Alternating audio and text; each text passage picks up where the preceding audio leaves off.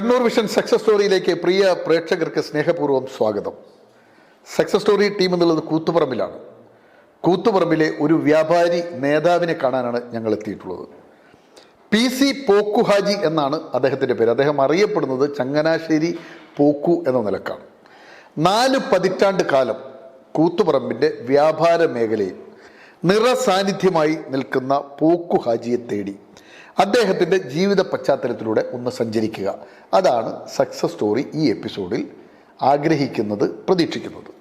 കാരണം ഒരു നാടിൻ്റെ വികസനം എന്ന് പറയുന്നത് പശ്ചാത്തല വികസനങ്ങളൊക്കെ ഉണ്ടാകുമ്പോൾ തന്നെ വ്യാപാര മേഖലയിൽ ഉണർവും ഒരു പ്രധാന കാരണമാണ്. ഒരു 4 പതിറ്റാണ്ട് അല്ലെങ്കിൽ 5 പതിറ്റാണ്ട് മുമ്പ് കൂത്തുപറമ്പിൻ്റെ വ്യാപാര ലോകം എന്തായിരുന്നു? പോക്കു ഹാജി എന്ന PC പോക്കു അല്ലെങ്കിൽ ചങ്ങനാശ്ശേരി പോക്കു എങ്ങനെ 4 പതിറ്റാണ്ട് കാലം ഇതിൻ്റെ നേതൃസ്ഥാനത്ത് തുടരുന്നു? ഒരു നല്ല ജനസമ്മതി ഉണ്ടെങ്കിൽ മാത്രമേ ഒരു പ്രസ്ഥാനത്തിൻ്റെ തലപ്പത്ത് ഇത്രയേറെ കാലം ഒരു മനുഷ്യൻ ഇരിക്കാൻ പറ്റൂ. അത് തന്നെയാണ് അതിൻ്റെ പ്ലസ്. അദ്ദേഹം മത, സാമൂഹ്യ, സാംസ്കാരിക, വിദ്യാഭ്യാസ മേഖലകളിലെല്ലാം സജീവ സാന്നിധ്യമാണ്. അദ്ദേഹം നേതൃത്വം കൊടുക്കുന്ന വിവിധ പ്രസ്ഥാനങ്ങളിൽ കൂത്തുപറമ്പ് മുസ്ലിം ജമാഅത്ത് കമ്മിറ്റിയുടെ നേതൃത്വത്തിൽ അദ്ദേഹമുണ്ട്. അതുപോലെ തന്നെ ഷംസുൽ ഉലമ അക്കാദമിയുടെ നേതൃത്വത്തിലുണ്ട്. ജില്ലയിലെ ബിൽഡിംഗ് ഓണേഴ്സ് അസോസിയേഷൻ്റെ ഭാരവാഹിത്വത്തിൽ അദ്ദേഹമുണ്ട്. അങ്ങനെ സമസ്ത മേഖലകളിലും വ്യക്തിമുദ്ര പതിപ്പിച്ച ശ്രീ PC പോക്കു ഹാജിയിലൂടെ നമുക്ക് സഞ്ചരിക്കാം. പ്രേക്ഷകർക്കും ഒപ്പം പോക്കു ഹാജിക്കും സക്സസ് സ്റ്റോറിയിലേക്ക് സ്വാഗതം. പോക്കു ഹാജി, നമ്മൾ ഈ സക്സസ് സ്റ്റോറിയിലൂടെ ഓരോ വ്യക്തിയുടെ ജീവിതത്തിലൂടെ ഇങ്ങനെ കടന്നു പോവുക എന്നുള്ളതാണ്. മനുഷ്യന് നമ്മൾ അറിയുന്ന ഇപ്പോൾ ഇനി പുതിയൊരു തലമുറയ്ക്ക് കൂത്തുപറമ്പ് എന്താണെന്ന് ചോദിച്ചാൽ പറഞ്ഞു കൊടുക്കാൻ പഴയ തലമുറയിൽപ്പെട്ട ഏറ്റവും മുതിർന്ന ഒരു നേതാവ് എന്ന നിലക്കാണ് താങ്കളിലേക്ക് ഞങ്ങൾ വന്നിട്ടുള്ളത്. താങ്കൾ എവിടെയാണ് ശരിക്കും ജനിച്ചത്? ഞാൻ ജനിച്ചത് കൂത്തുപറമ്പ് തന്നെ. കൂത്തുപറമ്പിൽ തന്നെ. മാതാപിതാക്കൾ ഉപ്പയും ഉമ്മയൊക്കെ കൂത്തുപറമ്പ് വരെ. എന്താണ് ഉപ്പാന്റെ പേര്? കുഞ്ഞിക്കുട്ടിയാലി. അതെ. ഉമ്മാത്ത. കുഞ്ഞിക്കുട്ടിയാലി ഉമ്മാത്ത ദമ്പതികളുടെ മകനാണ്. ഉപ്പാക്ക് എന്താണ് ജോലി? ഉപ്പാക്ക് ചങ്ങനാശ്ശേരിയിൽ കടയാണ്. എന്ത് കടയാണ്? ഹോട്ടൽ. അതാണ് ഈ ചങ്ങനാശ്ശേരി പോക്കു എന്ന് പേര് വരാൻ കാരണം. അതെ. ഉമ്മ എന്താണ് ചെയ്തിരുന്നത്? വീട്ടിൽ തന്നെ ഹൗസ് വൈഫ്. എത്ര മക്കളാണ് നിങ്ങൾ? ഞങ്ങൾ 3 മക്കൾ. എന്താ സഹോദരങ്ങളൊക്കെ? സഹോദരിമാര് 2 പേരാണ്. ഒറ്റ ആണാണോ? സഹോദരിമാരുടെ പേരെന്തൊക്കെയാണ്? ഒന്ന് അഫ്സത്ത്, ഒന്ന് ജമീല. അവരൊക്കെ എന്ത് ചെയ്യുന്നു? അവരൊക്കെ പിന്നെ പ്രത്യേകം വീടൊക്കെ വെച്ച് അവരുടെ ഭർത്താക്കന്മാരൊക്കെ ഇട്ട് കുടുംബമായിട്ട് ഇങ്ങനെ കഴിഞ്ഞു വിടും. ഈ പോക്കു ഹാജി തന്നെയാണോ പേര്? അതാണോ പോക്കർ എന്നാണോ? അല്ലല്ല, പോക്കു ഹാജി. പോക്കു എന്നാണ് പേര് അന്നത്തെ കാലത്ത്. അതെ. ആ പോക്കുവിന് ഫുൾ പേരെന്താ പറഞ്ഞിരുന്നത്? പൂക്കോത്ത് ചെവിട്ടുകുളത്തിൽ പോക്കു. പൂക്കോത്ത് ചെവിട്ടുകുളത്തിൽ പോക്കു. അതാണ് നിങ്ങളുടെ വീട്ടുപേര്, തറവാട് പേര്. ഉപ്പാന്റെ മേഖല ഏതൊക്കെയായിരുന്നു എന്നാ പറഞ്ഞത്? ഹോട്ടൽ മാത്രമാണോ? എപ്പോഴാണ് ചങ്ങനാശ്ശേരിയിൽ ഉപ്പ പോയത്? നിങ്ങളൊക്കെ എനിക്ക് ഞാൻ അവിടെ ചങ്ങനാശ്ശേരിയിൽ പോകുന്നതിന് എത്രയോ 10-20 വർഷം മുമ്പ് ചങ്ങനാശ്ശേരി പോയിട്ടുണ്ടായിരുന്നു. ഉപ്പ ബിസിനസ് ചങ്ങനാശ്ശേരി എവിടെയായിരുന്നു ആ കച്ചവടം ഉണ്ടായിരുന്നത്? കവല എന്ന് പറഞ്ഞ ജംഗ്ഷൻ ഉണ്ട്. കവല SP കോളേജിന്റെ അടുത്ത് തന്നെയാണ്. അതെന്താണ് ഉപ്പ അങ്ങോട്ട് പോകാനുള്ള സാഹചര്യം എങ്ങനെയായിരുന്നു? എപ്പോഴെങ്കിലും പറഞ്ഞത്? അങ്ങനെ വലിയ, അതായത് ബിസിനസ് നടത്താൻ വേണ്ടി തന്നെ അങ്ങോട്ട് പോയതാ. ആദ്യം മുണ്ടക്കയത്തായിരുന്നു. അവിടുന്ന് പിന്നെ അത് അത്ര തൃപ്തികരമല്ലാത്തതുകൊണ്ട് നേരെ ചങ്ങനാശ്ശേരിയിലേക്ക് പോയി. ഹോട്ടൽ എന്തായിരുന്നു ഹോട്ടലിന്റെ പേര്? ഗ്രീൻലാൻഡ്. ഇപ്പൊ ഉണ്ടോ ഹോട്ടൽ? ഇപ്പൊ ഇല്ല. എപ്പോഴാ അത് വൈൻഡപ്പ് ചെയ്തത്? നിർത്തിയത് എപ്പോഴാ? നിർത്തിയത് ഇപ്പൊ ഏതാണ്ട് 10-30 കൊല്ലമായി. 30 കൊല്ലമായി. അത് നിങ്ങളായിട്ട് നിർത്തിയതാണോ? ഉപ്പ എന്റെ മരണശേഷം പിന്നെ അത് കണ്ടിന്യൂ ചെയ്യാൻ പറ്റില്ല. താങ്കളുടെ പഠനമൊക്കെ എവിടെയായിരുന്നു? ചങ്ങനാശ്ശേരി SP കോളേജിലാണ് പഠിച്ചത്. അല്ല, പ്രാഥമിക വിദ്യാഭ്യാസം കൂത്തുപറമ്പ് മാപ്പിള സ്കൂൾ എന്ന് പറഞ്ഞൊരു സ്കൂൾ. അതെവിടെയാണത്? UP school. ഇവിടെ കൂത്തുപറമ്പ് തന്നെ, ടൗണിൽ തന്നെ. അവിടെ UP 7ാം ക്ലാസ് വരെ. അവിടെ 7ാം ക്ലാസ് വരെ. ഈ 7ാം ക്ലാസ് വരെയുള്ള പഠനകാലമൊക്കെ എങ്ങനെയാണ്? അന്നത്തെ കാലത്ത് എന്താണ് സ്കൂളിൽ പോക്കൊക്കെ എങ്ങനെയായിരുന്നു? 7ാം ക്ലാസ്സിൽ താങ്കൾ 60 വർഷം മുമ്പാണ് അല്ലേ? ഒരു 60 വർഷം മുമ്പുള്ള ആ സ്കൂൾ കാലമൊക്കെ എങ്ങനെയാണ് ഓർക്കുന്നത്? അവിടെ അങ്ങനെ വെച്ചാൽ ഒരു പ്രത്യേക രീതിയൊന്നുമില്ല. മദ്രസ എന്ന് പറയുന്ന സ്ഥാപനത്തോട് ചേർന്നിട്ട് സ്കൂൾ വന്നിട്ടുണ്ടായിരുന്നു. അപ്പോൾ സ്കൂൾ അവിടെ 7ാം ക്ലാസ് വരെ എന്ന് പറഞ്ഞാൽ അന്നത്തെ കാലത്തുള്ള പഠനം ആ രീതിയിലൊക്കെ അങ്ങനെ അവിടെ നിന്ന് ഇങ്ങനെ പഠിച്ച് അത് കഴിഞ്ഞ് 7ാം ക്ലാസ് ഒരു വർഷം ഞാൻ ഈ തൊക്കിലാങ്ങാടി ഹൈസ്കൂളിൽ പഠിച്ചു. ഒരു വർഷം 8ാം ക്ലാസ്. അതിനുശേഷം ഫാദർ എന്നെ കൂട്ടി നേരെ പിന്നെ ചങ്ങനാശ്ശേരിയിലേക്ക് കൂട്ടിക്കൊണ്ടുപോയി. അപ്പൊ 8ാം ക്ലാസ്സിൽ പഠിക്കുമ്പോൾ 13-ാം വയസ്സിൽ ചങ്ങനാശ്ശേരി. എന്താ കൂട്ടിക്കൊണ്ട് പോകാൻ കാരണം? കുരുത്തക്കേടുണ്ടല്ലോ. ഇവിടുന്ന് പഠിച്ചാൽ ശരിയാകത്തില്ലെന്ന് എന്നെ കൂട്ടിക്കൊണ്ടുപോയതാ. അങ്ങനെ അവിടെ കൂട്ടിക്കൊണ്ട് ഞാൻ ചങ്ങനാശ്ശേരി NSS സ്കൂളിൽ 8ാം ക്ലാസ് കഴിഞ്ഞിട്ട് അവിടെ പഠിച്ചു. അങ്ങനെ NSS അവിടെ പെരുന്നാന്ന് പറഞ്ഞ സ്ഥലത്ത് NSSന്റെ ഹെഡ് ഓഫീസ്. അപ്പോൾ അവിടെ എന്നിട്ട് അവിടുന്ന് പിന്നെ സ്കൂളിൽ അതായത് 10ാം ക്ലാസ് പാസ്സായതിന് ശേഷം പിന്നെ ചങ്ങനാശ്ശേരി SP കോളേജ്, അതായത് അപ്പൊ ഈ 8ാം ക്ലാസ്സിൽ പഠിക്കുമ്പോൾ ഒരു ചെറുപ്പക്കാരനെ ഈ കൂത്തുപറമ്പ് കണ്ണൂർ ജില്ല കേരളത്തിലെ ഇങ്ങേ അറ്റത്ത് നിന്ന് മിഡിലേക്ക് കൊണ്ടുപോവാണ്, തെക്കൻ കേരളത്തിലേക്ക് പറിച്ചു കാണിക്കുകയാണ്. ഈ 8ാം ക്ലാസ്സിൽ നിന്ന് താങ്കൾ ഇവിടുത്തെ ഒരു മലബാറിന്റെ ഒരു സ്ലാങ് ഒക്കെ ആയിട്ട് ഇങ്ങനെ ജീവിക്കാവുള്ളൂ. അങ്ങനെയുള്ള താങ്കളെ ഈ ചങ്ങനാശ്ശേരിയിലേക്ക് കൊണ്ടുപോയപ്പോൾ അവിടെയുള്ള ഒരു അനുഭവം എങ്ങനെയാണ്? പോക്കൂന്നുള്ള പേര് വാസ്തവത്തിൽ ആ ഭാഗത്തൊന്നും ഇല്ല, അങ്ങനെ ആർക്കും ഇല്ല. ഇല്ല, ഒന്നിക്കിൽ അബൂബക്കർ അല്ലെ പോക്കർ. അപ്പം അതുകൊണ്ട് നമുക്ക് ക്ലാസ്സിൽ ചെല്ലുമ്പോൾ തന്നെ പിള്ളേരൊക്കെ ചെറുങ്ങനെ കൂയി കളിയാക്കൊക്കെ ചെയ്യും, പോക്കുന്നല്ല പറയും. അപ്പം അത് എനിക്ക് മനസ്സിലാക്കാൻ കഴിഞ്ഞെന്ന് വെച്ചാൽ ഇത്തരം പേരുകളൊന്നും അന്ന് ആ കാലഘട്ടത്തിൽ അവിടെ ഈ ചങ്ങനാശ്ശേരി ഇല്ല. അപ്പോൾ ഇതൊരു പുതുമ തോന്നിയപ്പോൾ അവരങ്ങനെ കളിയാക്കും. പിന്നെ അത് കുറെ നാൾ കഴിഞ്ഞപ്പോഴൊക്കെ മാറി.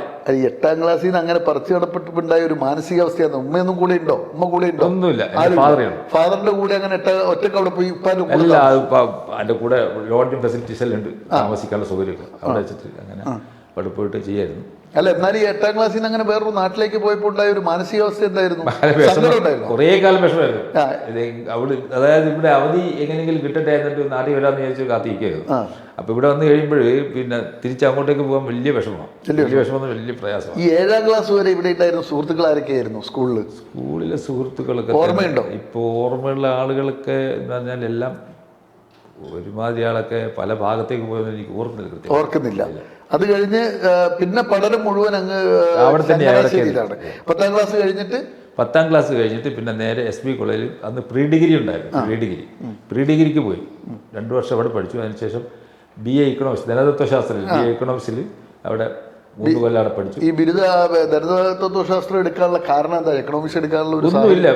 ഫാദർ പറഞ്ഞു പിന്നെ നീ ഇങ്ങനെ ബിസിനസ്സിലേക്ക് അങ്ങനെ ശ്രദ്ധ കൊടുക്കണ്ട, നീ പഠിച്ച് പോയാൽ മതി എന്ന് പറഞ്ഞ് അങ്ങനെ പഠിച്ചുകൊണ്ടിരുന്ന അങ്ങനെ 3 വർഷം കഴിഞ്ഞു. അതിന് ഡിഗ്രി എടുത്തതിന് ശേഷം ഫാദർ അങ്ങ് മരണപ്പെട്ടു പോയി. പിന്നെ കടയിൽ തന്നെ വന്നിരുന്നു. കടയേറ്റെടുത്തു. അപ്പോൾ ഈ 8ാം ക്ലാസ്സിൽ അവിടെ എത്തിയപ്പോൾ നിങ്ങൾ ആ കടയുടെ ചുമതല ഉണ്ടായിരുന്നോ? 8ാം ക്ലാസ്സിൽ എത്തിയപ്പോഴും പിന്നെ കടയിൽ ഞാൻ പറഞ്ഞ് ചുമ്മാ അവിടെയൊക്കെ അങ്ങോട്ടും ഇങ്ങോട്ടൊക്കെ പോകും, പിടിക്കുകയും ഇരിക്കുകയൊക്കെ ചെയ്യും, ക്യാഷ് ഇരിക്കുകയും പിടിക്കുകയും ചെയ്യും. പക്ഷെ ഫുൾ മാനേജ്മെന്റ് ഒന്നും ഇല്ല. അന്ന് എൻ്റെ അങ്കിളും കൂടി ഉണ്ടായിരുന്നുകൊണ്ട് അങ്കിളായിരുന്നു നല്ല കൈകാര്യം മാനേജ് ചെയ്തിരുന്നത്. ഈ സ്കൂൾ കോളേജ് കാലത്തൊക്കെ രാഷ്ട്രീയ പ്രവർത്തനം ഉണ്ടായിരുന്നോ? കോളേജിൽ എത്തിയപ്പോൾ ഞാൻ പിന്നെ KSUവിൻ്റെ ഒരു പ്രവർത്തകനായിരുന്നു. അപ്പം അന്ന് അവിടെ പിന്നെ ചങ്ങനാശ്ശേരി ഏത് കോളേജിലാണ് പഠിച്ചതെന്ന്? Saint Berchmans SP college. അപ്പം അന്ന് അവിടെ ഏകദേശം KSUവിൻ്റെ പ്രവർത്തനത്തിന് ഞാൻ സജീവമായിട്ടുണ്ടായിരുന്നു. അപ്പം അന്ന് KSC എന്ന് പറഞ്ഞൊരു സംഘടന ഉണ്ടായിരുന്നു, കേരള കോൺഗ്രസിന്റെ വിദ്യാർത്ഥി സംഘടന. അപ്പം അവരും പിന്നെ ശരിക്കും പിന്നെ ഈ KSU ആയിട്ടാണ് അവിടെ ഫൈറ്റ്. കേരള കോൺഗ്രസും അന്നൊരു മുന്നണിയിലല്ല, രണ്ട് മുന്നണിയില്ല. അപ്പം അങ്ങനെ വന്നപ്പോൾ അതുമായിട്ട് ബന്ധപ്പെട്ട പ്രശ്നങ്ങളൊക്കെ ഉണ്ടായിരുന്നു അവിടെ. പിന്നെ അല്ലറ ചെറിയ പ്രശ്നങ്ങളും കാര്യങ്ങളും ഉണ്ടായിരുന്നു. അപ്പം പിന്നെ ഫാദർ പറഞ്ഞ് ഇനി ഇങ്ങനെ കോളേജിൽ പോയിട്ട് ഇങ്ങനെ പ്രശ്നങ്ങളാക്കണം എന്നൊക്കെ പറഞ്ഞിട്ട് എന്നെ മാറ്റി നിർത്തുമായിരുന്നു കുറേ നാൾ. എങ്കിലും ഞാനത് പൂർത്തിയാക്കിയതിന് ശേഷം, എൻ്റെ പഠനം പൂർത്തിയാക്കിയതിന് ശേഷം പിന്നെ ഫാദറിൻ്റെ ബിസിനസ്സിലേക്ക് കയറി. അവിടെ കുറേ നാൾ നടത്തി ബിസിനസ്.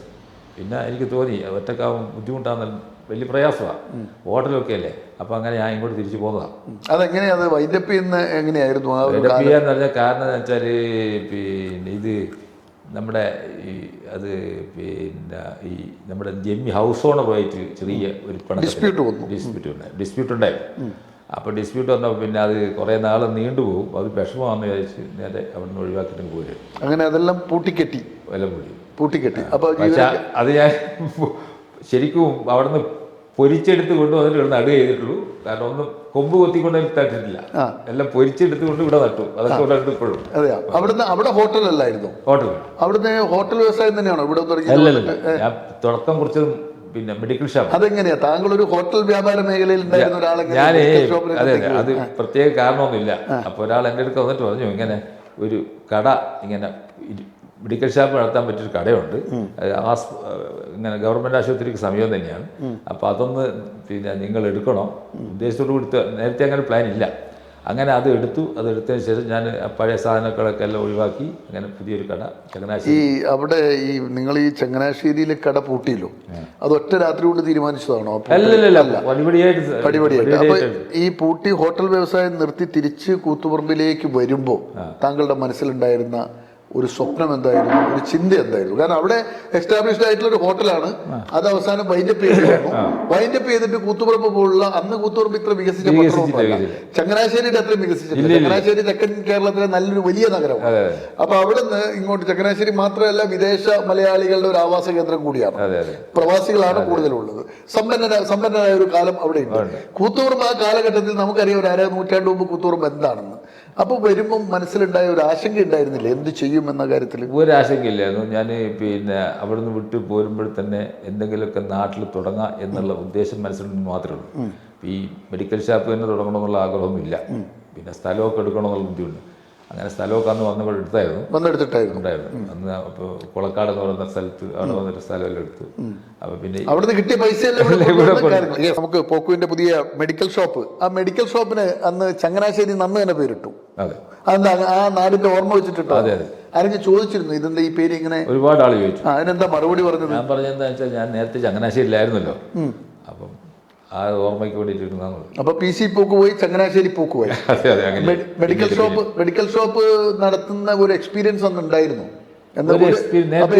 എങ്ങനെ അത് ചെയ്തു? അതൊക്കെ പിന്നെ അങ്ങനെ അങ്ങ് ഇരുന്നിരുന്ന കാര്യങ്ങളൊക്കെ അവിടെ ഇരുന്നു കൊണ്ട് തന്നെ എല്ലാം കൈകാര്യം ചെയ്തു. ഇപ്പൊ എത്ര വർഷമായി ആ മെഡിക്കൽ ഷോപ്പ്? 40 വർഷമായി അതേ സ്ഥലത്ത്, അതേ മെഡിക്കൽ ഷോപ്പ്, ഒരേ സ്ഥലത്ത് 40 വർഷമായിട്ട്. അതുപോലെ കൂത്തുപറമ്പിന്റെ ചരിത്രം മുഴുവൻ അതിനകത്തുണ്ട്, ആ ഒരു സ്ഥാപനമായിട്ട് ബന്ധപ്പെട്ട്. അപ്പൊ ഈ അവിടുന്ന് നമ്മുടെ ചങ്ങനാശ്ശേരിയിൽ വിദ്യാർത്ഥി രാഷ്ട്രീയത്തിൽ ഉണ്ടായിരുന്നല്ലോ, വിദ്യാർത്ഥി രാഷ്ട്രീയത്തിൽ ചങ്ങനാശ്ശേരി ഉണ്ടായിരുന്നല്ലോ. തിരിച്ച് കൂത്തുപറമ്പിൽ വരുമ്പോൾ എന്തായിരുന്നു ഒരു അവസ്ഥ, രാഷ്ട്രീയം എന്നത്? തിരിച്ച് കൂത്തുപറമ്പിൽ വന്നപ്പോൾ അങ്ങനെ സജീവ രാഷ്ട്രീയത്തിലൊന്നുമില്ല. എങ്കിലും ഞാൻ കോൺഗ്രസ് അനുഭാവിയാണ്. അപ്പം ആ രീതിയിൽ മുന്നോട്ട് പോയിട്ടുള്ളൂ. അപ്പോൾ ഇപ്പോഴും ആ കോൺഗ്രസ്സുകാരൻ തന്നെ, മാറ്റമൊന്നുമില്ല. അല്ല, കൂത്തുപറമ്പ് പോലുള്ള ഇതൊരു കമ്മ്യൂണിസ്റ്റ് മണ്ണായിട്ട് അറിയപ്പെടുന്ന ഒരു സ്ഥലമാണ്. അതെ, വലിയ ചരിത്ര പ്രാധാന്യമുണ്ട്. കൂത്തുപറമ്പ് വെടിവെപ്പ് ഉൾപ്പെടെയുള്ള വലിയ സംഭവങ്ങൾക്ക് സാക്ഷ്യം വഹിച്ചൊരു മണ്ണാണ്. അവിടെ എങ്ങനെയാണ് ഒരു കോൺഗ്രസ്സുകാരനായി നിൽക്കുമ്പോൾ ഉണ്ടായ ഒരു അന്തരീക്ഷം എന്താണ്? ഇല്ല, ഞാൻ വ്യാപാരി വ്യവസായത്തിന്റെ പ്രസിഡന്റ് ആയതിനു ശേഷം അങ്ങനെ സജീവ രാഷ്ട്രീയം ഇല്ല എനിക്ക്. സജീവ രാഷ്ട്രീയത്തോട് ഗുഡ് ബൈ പറഞ്ഞു. സജീവ വ്യാപാരി വ്യവസായിയിൽ ആദ്യം അംഗത്വം എടുക്കുന്ന ഏത് കാലഘട്ടത്തിൽ, ഏത് സംഘടനയിലാണ് ആദ്യം ഉണ്ടായിരുന്നത്? ഈ ഒറ്റ സംഘടന, വ്യാപാരി, അത് കൂത്തുപറമ്പ് മർച്ചന്റ്സ് അസോസിയേഷൻ എന്ന് പറഞ്ഞ സംഘടന നേരത്തെ ഇവിടെ ഉണ്ടായിരുന്നു. അത് ആര് സ്ഥാപിച്ചതാണ്? അത് ഈ നേരത്തെ ഉണ്ടായിരുന്ന പഴയ ബിസിനസ്സുകാരനായിരിക്കുന്ന ഒരു ആലക്കണ്ടി കുഞ്ഞിക്കണ്ണൻ എന്ന് പറയുന്നുണ്ട്. അതുപോലെ അപ്സര കുമാരൻ, അതുപോലെ തന്നെ ഗംഗാധരൻ നമ്പ്യാർ, ഇവരൊക്കെ കൂടിയാണ് അതിവിടെ സ്ഥാപിച്ചത്. അപ്പോൾ ശരിക്കും 981 സംസ്ഥാന വ്യാപകമായിട്ട് കേരള വ്യാപാരി വ്യവസായ ഏകോപന സമിതി രൂപീകരിക്കുന്നതിന് മുമ്പ് ഈ കൂത്തുപറമ്പിൽ തന്നെ ഈ മർച്ചന്റ്സ് അസോസിയേഷൻ എന്ന് പറഞ്ഞാൽ പ്രാദേശികമായി പ്രവർത്തിച്ചു. അത് മിക്കവാറും കണ്ണൂർ ജില്ലയിൽ പല സ്ഥലത്തും അങ്ങനെ പ്രാദേശികമായിട്ട് സംഘടനകൾ ഉണ്ടായിരുന്നു. ആ കൂട്ടത്തിൽ ഈ കൂത്തുപറമ്പിന്റെ മാത്രം കാര്യങ്ങൾ, അവിടുത്തെ കച്ചവടക്കാരുടെ മാത്രം വിഷയങ്ങൾ കൈകാര്യം ചെയ്യാൻ വേണ്ടി, അവരുടെ താല്പര്യം സംരക്ഷിക്കാൻ വേണ്ടി മാത്രം രൂപീകരിച്ച ഒരു പ്രാദേശിക സംഘടന. ആ സംഘടന ഉണ്ടായിരുന്നു.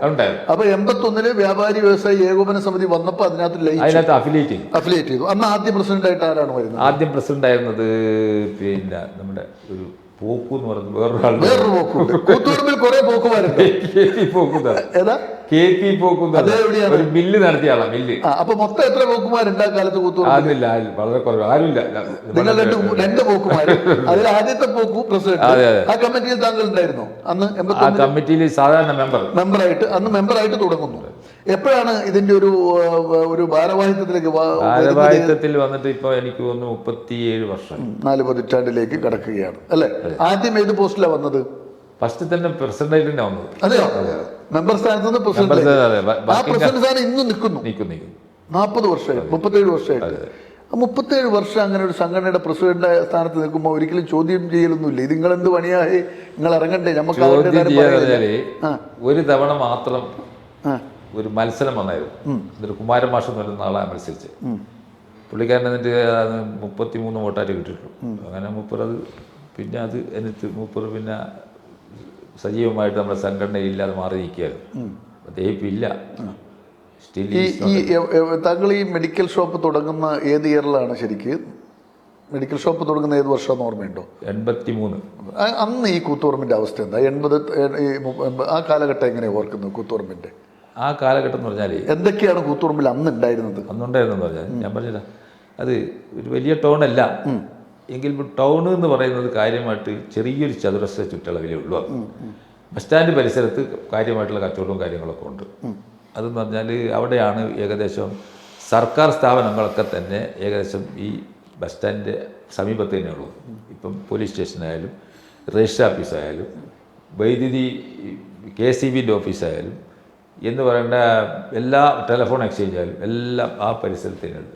വില്ലേജ് ഓഫീസ് അതുപോലെ മുനിസിപ്പാലിറ്റി ചെറിയൊരു ആ സ്ഥലത്തിലാണ്. അപ്പോൾ എല്ലാം ഒരു സ്ഥലത്ത് കേന്ദ്രീകരിച്ചിരിക്കുന്നതുകൊണ്ട് തന്നെ ആളുകളൊക്കെ അവിടെ കൊണ്ട് കാര്യങ്ങൾ നടത്തിയിട്ടങ്ങ് പോകും. കച്ചവടക്കാരെ സംബന്ധിച്ചിടത്തോളം അല്ല, ഉപഭോക്താക്കൾ എല്ലാ കടയിലും വരികയില്ലേ? ഇല്ല, വരുമല്ലോ. ഇത് എന്തെങ്കിലും ഒരു ആവശ്യത്തിന് മാത്രം വല്ലപ്പോഴും ഇല്ല അവിടെ വരുള്ളൂ. ആ ഒരു വ്യത്യാസം മാത്രമേ ഉള്ളൂ. പിന്നെ അതങ്ങ് വികസിച്ച് എങ്ങോട്ടാണ് വികസിച്ചാൽ ഒന്ന് കണ്ണൂർ റോഡിലേക്ക് പോയി. ഒരുപാട് സ്ഥാപനം പിന്നെ വന്നതിന് ശേഷം കണ്ണൂർ റോഡിലേക്ക് നല്ല നല്ല സ്ഥാപനങ്ങളൊക്കെ വന്നു. ഈ സ്വർണ്ണക്കടകളൊക്കെ വന്നു. 2 സ്വർണ്ണക്കടകൾ ഇപ്പോൾ ഉണ്ട്. താങ്കളുള്ള തുടങ്ങിയ കാലത്ത് പഞ്ചായത്താണല്ലോ, ഒരു പഞ്ചായത്ത് അന്ന് പഞ്ചായത്ത് പ്രസിഡന്റ് VK ചന്തു എന്ന് പറഞ്ഞാൽ. അപ്പോൾ പിന്നെ അങ്ങോട്ട് നമ്മുടെ കണ്ണൂർ റോഡിലേക്ക് പോയ കൂടാതെ പിന്നെ നമ്മുടെ ഈ Thalassery Kodagu road, that means Thokkilangadi റോഡിലേക്ക് പിന്നെ കുറേ കച്ചവട സ്ഥാപനങ്ങൾ ഇപ്പം നല്ല ഒരുപാട് സ്ഥാപനങ്ങളുണ്ട്. താങ്കൾ ഈ മെഡിക്കൽ ഷോപ്പ് തുടങ്ങുന്ന കാലത്ത് എത്ര മെഡിക്കൽ ഷോപ്പ് ഉണ്ട് കൂത്തുപറമ്പിൽ? താങ്കളാണ് ആദ്യം തുടങ്ങുന്നത്? അല്ല, അതിന് മുമ്പേ ഒരു പുത്തമ്പുര മെഡിക്കൽസ് ഉണ്ട്. പുത്തൻപുര, അത് കഴിഞ്ഞ് താങ്കളാണ്. അത് കഴിഞ്ഞ് ന്യൂ ഫാർമസി ഉണ്ട്. അതൊക്കെ കഴിഞ്ഞ് പിന്നെ മൂന്നാമത്തെ ആള് താങ്കളാണ്. അപ്പോൾ കൂത്തുപറമ്പിലെ മൂന്നാമത്തെ മെഡിക്കൽ ഷോപ്പ് താങ്കൾ സ്ഥാപിക്കുന്നത്. അന്ന് ഈ കൂത്തുപറമ്പിൽ അങ്ങനെ ഡോക്ടേഴ്സ് എല്ലാം കുറവല്ലേ? ഹോസ്പിറ്റലിലെ ഡോക്ടേഴ്സ് വളരെ കുറവായിരുന്നു. ഹോസ്പിറ്റൽ തന്നെ താലൂക്ക് ആശുപത്രി ആയിട്ടില്ല. എങ്കിലും അവിടെ OP എന്നൊക്കെ വരുന്ന കുറെ ഷൂട്ടും കാര്യങ്ങളൊക്കെ ഉണ്ടാവും. ഒരുപാട് കുറച്ച് ഡോക്ടർമാരെ അന്നുള്ളൂ. ഇന്ന് അതൊക്കെ മാറിയില്ല. കാരണം ഈ മെഡിക്കൽ ഷോപ്പ് തുടങ്ങിയതിന് ശേഷം പിന്നെ ഏത് മേഖലയിലേക്കാണ് മാറുന്നത്? പിന്നെ മേഖലയ്ക്ക് മാറുന്ന വെച്ചാൽ ഇപ്പം മറ്റ് ബിസിനസ്സിലേക്ക് ഞാൻ കാര്യം റിയൽ എസ്റ്റേറ്റ് ചെറിയ പരിപാടിയൊക്കെ ഉണ്ടായിരുന്നു. പിന്നെ അതോടൊപ്പം തന്നെ പിന്നെ മകനിക്ക് കട ഉണ്ട്. ഈ വീൽ അലൈൻമെന്റ് സെന്റർ എന്ന് പറയുന്നുണ്ട്. അത് ഗ്രീൻലാൻഡ് എന്ന് അതിൻ്റെ പേരിട്ടിരിക്കും. എൻ്റെ ഹോട്ടലിൻ്റെ പേര് വീൽ അലൈൻമെന്റ് സെന്റർ. മകൻ പേര്. അപ്പോൾ അത് ഇങ്ങനെ നടക്കുന്നുണ്ട്. പിന്നെ ഈ ഹൈപ്പർ മാർക്കറ്റ് ബേബി അതിൻ്റെ പാർട്ട്ണർഷിപ്പ് എൻ്റെ മകനുണ്ട്. പിന്നെ ഒരു നെക്സ്റ്റ് ബേ എന്ന് പറയും, ഇതുപോലത്തെ ഈ ഡ്രൈ ഫ്രൂട്ട്സ് എല്ലാം വിൽക്കുന്ന ഒരു കടയുണ്ട് ബസ് സ്റ്റാൻഡ്. അത് ഇവൻ്റെ പാർട്ണറായി. അപ്പോൾ അങ്ങനെ ബിസിനസ് വിവിധ മേഖലകളിലേക്ക് പോയി. ഈ വ്യാപാര സംഘടനയുടെ പ്രസിഡന്റായി ആദ്യം ചുമതലയിട്ട ആ കാലത്ത് എത്ര മെമ്പർമാരുണ്ടായിരുന്നു എന്ന് ഓർമ്മയുണ്ടോ? അന്ന് എത്ര പേരുണ്ട് നിങ്ങൾ? അന്നത്തെ പ്രവർത്തനങ്ങൾ എന്തൊക്കെയായിരുന്നു? ഇന്ന് വലിയ സംവിധാനത്തിലേക്ക് നിങ്ങൾ മാറിയല്ലോ. അതെ, അന്നത്തെ പ്രവർത്തനം എന്ന് പറഞ്ഞാൽ അന്ന് ഓഫീസും കാര്യങ്ങളൊന്നും സ്വന്തമായിട്ടില്ല. വാടകയ്ക്ക് ഒരു ചെറിയൊരു മുറി എടുത്തിട്ട് അതിനകത്താണ് നമ്മൾ പ്രവർത്തനമൊക്കെ നടത്തിക്കൊണ്ടിരുന്നത്. അപ്പോൾ ഈ പരസ്പര സഹായ നിധി എന്ന് പറയുന്ന ഒരു സംഭവം ഉണ്ടല്ലോ, പരസ്പര കച്ചവടക്കാർക്ക് യഥാർത്ഥത്തിൽ ഒരു കുറി പോലത്തെ ഒരു പരിപാടിയാണ്. കുറി എന്ന് പറയാൻ പറ്റില്ല. അപ്പോൾ പരസ്പര സഹായ നിധി നടത്തിയിട്ട് അതിനകത്ത് നിന്ന് മിച്ചം കിട്ടി. അങ്ങനെ ചെറിയ സ്ഥലം എടുത്തു, സംഘടനയ്ക്ക് വേണ്ടി ഒരു സ്ഥലം എടുത്തു. ഏത് ഇയറിലാണ് സംഘടനയ്ക്ക് വേണ്ടി സ്ഥലം എടുക്കുന്നത്? താങ്കൾ പ്രസിഡന്റായി എത്ര കാലം കഴിഞ്ഞു? ഞാൻ പ്രസിഡന്റ് ആയിട്ട് 10 കൊല്ലം കഴിഞ്ഞപ്പോൾ ഒരു സംഘടനയ്ക്ക് വേണ്ടി ഒരു സ്ഥലം എടുത്തു. ആ സ്ഥലം 10 വർഷം കഴിഞ്ഞ് വിറ്റപ്പോൾ ഒരുപാട് കാശ് കിട്ടി. ആ കാശ് എടുത്തിട്ട് വേറെ 6 സെന്റ് സ്ഥലം എടുത്തിട്ട് അവിടെ കൊണ്ടുപോയിട്ട് വലിയ കെട്ടി. അതിപ്പോൾ 3 കോടി ഉറുപ്പിക കിട്ടി. ഇപ്പൊ സ്വന്തമായി ബിൽഡിംഗ് വ്യാപാരി വ്യവസായ ഏകോപന സമിതി വ്യാപാര ഭവനുണ്ട്. എത്ര നില കെട്ടിടമാണ് അത്? 3 നില. 3 നില കെട്ടിടം സ്വന്തമായിട്ടുണ്ട്. അത് എൻ്റെ കാലത്ത് തന്നെ എടുത്താൽ നിങ്ങളുടെ കാലത്ത് തന്നെയാണ്. പ്രസിഡന്റ് പദത്തിൽ ഇരിക്കുമ്പോൾ നേരിട്ട പ്രതിസന്ധികൾ എന്താണ്? ഇത് ഒന്നാമത്തെ നിങ്ങളുടെ ഈ കാലഘട്ടത്തിലാണല്ലോ കൂത്തുപറമ്പ് നഗരം വികസിക്കുന്നത്. റോഡ് മനോജ് കുമാർ ജില്ലാ കളക്ടറായിരിക്കുന്ന കാലത്ത്, TK മനോജ് കുമാർ കളക്ടറായിരിക്കുന്ന കാലത്തല്ലേ റോഡ് വൈഡനിങ് വരുന്നത്? അല്ല, വൈഡനിങ് വന്ന് എനിക്ക് ഓർമ്മ ഈ അമിതാഭ് കാന്ത് ഇവിടെ സബ് കളക്ടറായിരുന്ന കാലത്ത് ചെറിയൊരു വൈഡനിങ് അന്ന് നടക്കുന്നുണ്ടായിരുന്നു. അപ്പൊ അന്ന് വ്യാപാരികൾ പ്രതിസന്ധി നേരിട്ടില്ലേ? എങ്ങനെയാണ് അതിനെ നേരിട്ടത്? അന്ന് നേരിടുമ്പോൾ ഞാൻ അതിന്റെ പ്രസിഡന്റ് സ്ഥാനത്ത് എത്തിയില്ല ആ കാലഘട്ടത്തിൽ. ഇപ്പൊ അമിതാഭ് ഡൽഹിയിലെത്തുന്ന. അപ്പൊ അന്ന് ഞാൻ അതിനകത്ത് സാധാരണ ഒരു എന്തൊക്കെയായിരുന്നു ആ കാലഘട്ടത്തിൽ പിന്നെ ഈ ഒരുപാട് സ്ഥാപനങ്ങൾ പൊളിച്ചു നീക്കേണ്ട ഒരു അവസ്ഥ ഉണ്ടായിരുന്നു. അപ്പം എൻ്റെ കടയും ആ കാലഘട്ടത്തിൽ കുറേ മുൻവശത്ത് ഇപ്പം നിലവിൽ ഫുട്പാത്ത് കിടക്കുന്ന സ്ഥലത്തായിരുന്നു എൻ്റെ ബിൽഡിങ്ങിൻ്റെ എൻ്റെ കട. ആ കട പുറകോട്ട് കുറേ വലിക്കേണ്ടി വന്നു. അതുപോലെ നേരത്തെ ഉണ്ടായിരുന്ന കുറേ ഹോട്ടൽ, ബസ് സ്റ്റാൻഡ് പരിസരത്തിൽ ഹോട്ടലൊക്കെ കട്ട് ചെയ്ത് പുറകോട്ട് കൊണ്ടു വന്നു. അതിനുശേഷം ഇപ്പം അടുത്താണ് വരുന്നത് വീണ്ടും ഒരു വികസനം വരാൻ പോകുന്ന 4 വരി പാത എന്ന് പറഞ്ഞിട്ട്. അല്ല, അന്ന് അതിനെ എങ്ങനെയാണ് നിങ്ങൾ നേരിട്ടത്? പ്രശ്നങ്ങളുണ്ടായിരുന്നു. അന്ന് കടകൾ അടച്ചിടേണ്ടി വന്നിട്ടുണ്ടായിരുന്നു. കടകൾ അടച്ചിട്ട് പിന്നെ കുറേ സ്റ്റേ ഒക്കെ മേടിക്കാൻ കുറേ ആൾ പോയി.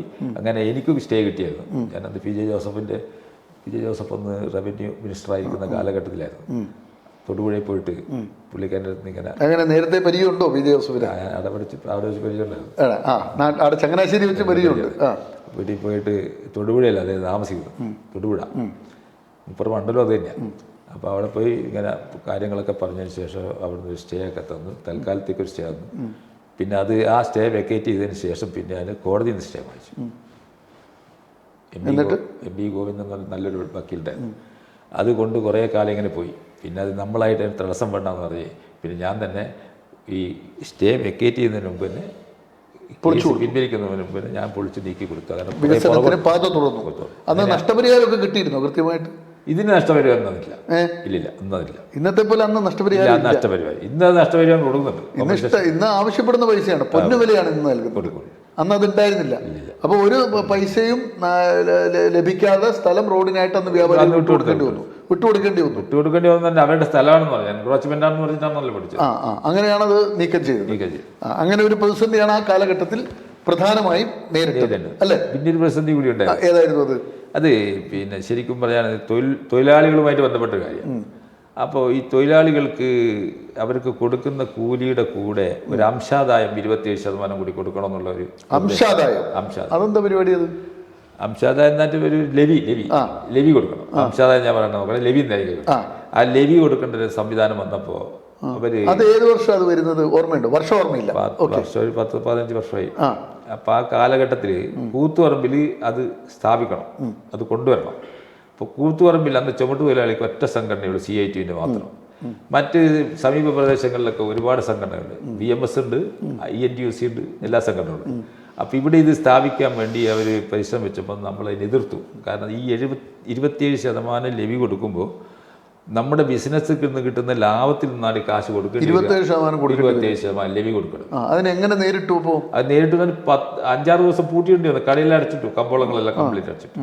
അങ്ങനെ പ്രശ്നങ്ങളായി. അങ്ങനെ പിന്നെ ചുമട്ട് തൊഴിലാളികളുടെ പിന്നെ അവരുടെ നേതാക്കന്മാരും ആൾക്കാരും ഒക്കെ ആയിട്ട് പിന്നെ സംസാരിച്ച് നമ്മൾ പറഞ്ഞ് ഈ സമീപ പ്രദേശങ്ങളൊന്നും നടക്കാതെ കൊണ്ട് നമ്മൾ കച്ചവടം കംപ്ലീറ്റ് മറ്റൊരു സ്ഥലത്തിലേക്ക് പോയി പോകും. അത് പോകാതിരിക്കാൻ വേണ്ടി എല്ലാവരുടെയും ഒരുപോലെ ആയിക്കോളൂ, എല്ലാ സ്ഥലത്തും നിങ്ങൾ ഈ ചുമട്ട് തൊഴിലാളി ക്ഷേമ ബോർഡ് കൊണ്ടുവന്നാൽ ഇവിടെയും കൊണ്ടുവന്നിട്ട് കുഴപ്പമില്ല. അങ്ങനെ വന്നപ്പോൾ അവർ പറഞ്ഞ് ഇത് ആദ്യം ഇവിടെ സ്ഥാപിച്ച ശേഷം നമുക്ക് ആക്കാൻ പറ്റും. അങ്ങനെ എല്ലാം കൂടി എല്ലാവരും ഇടപെട്ട് തൊഴിലാളി നേതാക്കന്മാരും തൊഴിലുടമ നേതാക്കന്മാരും ഒക്കെ ഇടപെട്ട് പ്രശ്നങ്ങൾ സോൾവ് ആക്കി. അന്ന് 5-8 ദിവസം പൂട്ടിയിട്ടായിരുന്നു. 8 ദിവസം സമരം ചെയ്യേണ്ടി വന്നു. 27% ലെവി. ഈ ലെവിയുടെ സമരത്തിന് ശേഷം താങ്കളുടെ കാലഘട്ടത്തിൽ നേരിട്ട വേറെ പ്രതിസന്ധി എന്തായിരുന്നു? വ്യാപാര മേഖലയിലെ കാലഘട്ടത്തിന് ശേഷം വലിയ നസറുദ്ദീനൊക്കെ ഇങ്ങനെ കത്തിയുന്ന കാലം ഉണ്ടായിരുന്നു. സെയിൽ ടാക്സ് ഉദ്യോഗസ്ഥരുടെ വരവ് പരിശോധനകൾ, ആ സമരങ്ങളൊക്കെ എങ്ങനെയാണ്? അത് നമുക്കറിയാമല്ലോ. ഇതിപ്പം 981 സംഘടന കേരളത്തിലുണ്ടായിരുന്നു, അത് പറഞ്ഞിട്ടുണ്ടായിരുന്നു. അപ്പോൾ ആ സംഘടന കേരളത്തിലുണ്ടായതിനു ശേഷം ആദ്യം തുടക്കം കുറിച്ചത് ഈ തൃശ്ശൂർ പട്ടണത്തിലുള്ള CM ജോർജ്, MO ജോൺ എന്ന് പറഞ്ഞ രണ്ടാളാണ് തുടക്കം കുറിച്ചത്.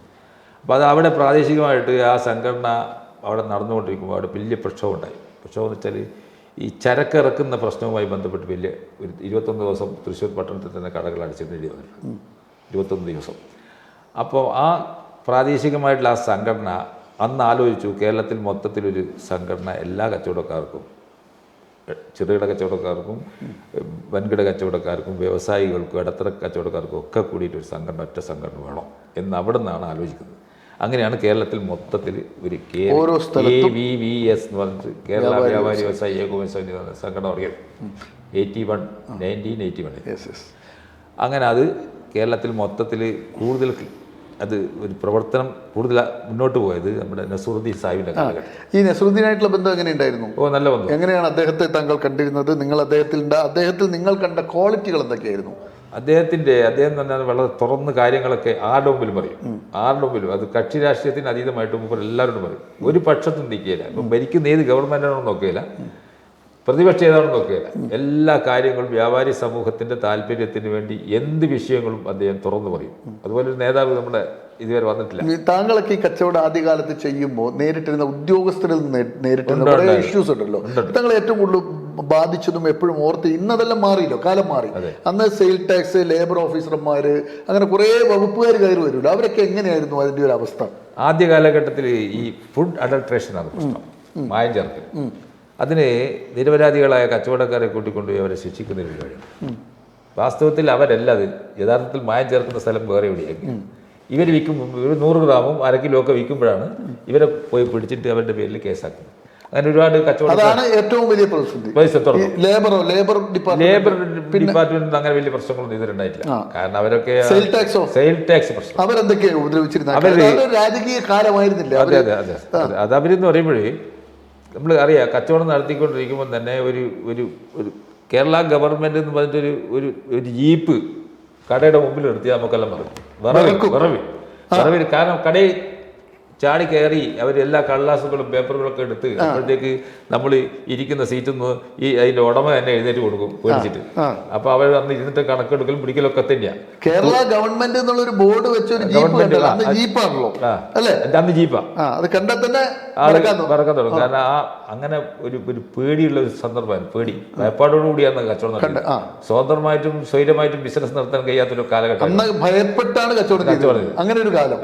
എന്നിട്ട് അങ്ങനെ വന്നപ്പോഴേ ഈ നസറുദ്ദീൻ സാഹിബിന്റെ ഇടപെടലുണ്ടായി എന്ന് പറഞ്ഞപ്പോൾ അങ്ങനെ ആരും അങ്ങനെ പിന്നെ മുന്നറിയിപ്പ് കൂടാതെ കടകളിൽ വന്ന് പരിശോധിക്കാൻ പാടില്ല. അത് നിങ്ങൾ പരിശോധിക്കുന്നുണ്ടെങ്കിൽ നിങ്ങൾ എന്ത് ഇതിൻ്റെ കേന്ദ്രങ്ങളിൽ, അതായത് പിന്നെ ഇതിൻ്റെ ഈ വാഹനങ്ങൾ, ചരക്ക് വാഹനങ്ങൾ വരുന്നത് ആ സ്ഥലത്ത് നിന്ന് വഴിയിൽ നിന്ന് വെച്ച് പിടിച്ചിട്ട് കാര്യങ്ങൾ കൈകാര്യം ചെയ്യാന്നല്ല, അത് കടകളിൽ നേരിട്ട് കയറിയിട്ട് ഇവരെ ഉപദ്രവിക്കാൻ പാടില്ല എന്നുള്ള ഒരു നിർദ്ദേശം വെച്ചപ്പോൾ അത് ഏകദേശം അംഗീകരിക്കുകയൊക്കെ ചെയ്തു. പിന്നെ വലിയ സമരങ്ങളുമായിട്ടൊക്കെ മുന്നോട്ട് പോയി. പിന്നെ അതിന് ശേഷം ഈ സെയിൽ ടാക്സ് ഉദ്യോഗസ്ഥന്മാരൊന്നും അങ്ങനെ കടയിൽ ചാടിക്കയറി വന്ന് പ്രശ്നങ്ങൾ ഉണ്ടാക്കാറില്ല. അതല്ല നസറുദ്ദീൻ സാഹിബിന്റെ കഴിവുകൊണ്ട്. നസറുദ്ദീനാണ് അതിനകത്തൊക്കെ നിങ്ങൾക്ക് ഒരു ലീഡർഷിപ്പ് എന്നുള്ള കാര്യങ്ങളെല്ലാം ചെയ്തത്.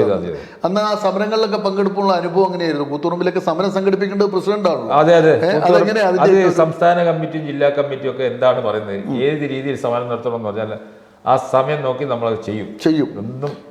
നമ്മളൊന്നും നിഷേധിക്കില്ല, എല്ലാം ആ പറയുന്ന പോലെ സംഘടനാക്രമത്തെ തന്നെ ചെയ്യും. ഇപ്പൊ എത്ര അംഗങ്ങളുണ്ട് കൂത്തുപറമ്പ് മുനിസിപ്പാലിറ്റിയിൽ? ഇപ്പൊ 350ഓളം മെമ്പർമാർ.